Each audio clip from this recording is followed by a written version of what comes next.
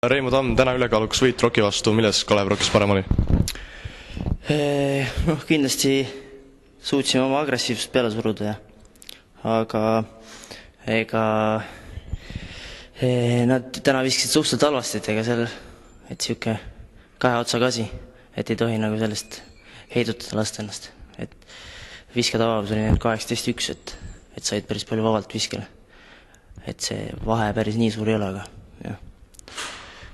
Finaalideks on sind edutatud tagasi algkoosseisu, et kui palju annab enesekindlust juurde see, et saad mängu algkoosseisust alustada?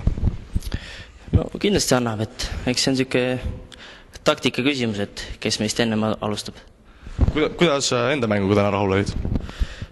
Ma arvan, et võit tuli ja võib rahule jääda. Kas Rocki selline nõrk esitus võib-olla üllatas ka natuke teid?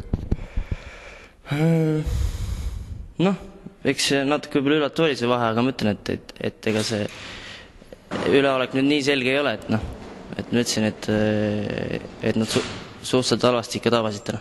Kas oli tunda ka, et Rocki poolel on üks põhiraskuskandev mees vigastusega väljas Rain Veidemani näol?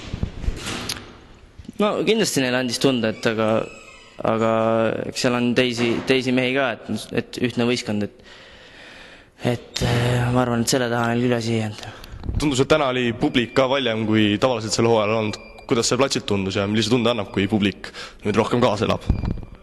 Eks ikka on hea tunne, kui on nagu rahvas kaasa elab, eks. Et kodus on hea mängida, kui on rahvas on taga. Pikaks seer venib? Kes teab, eks näis.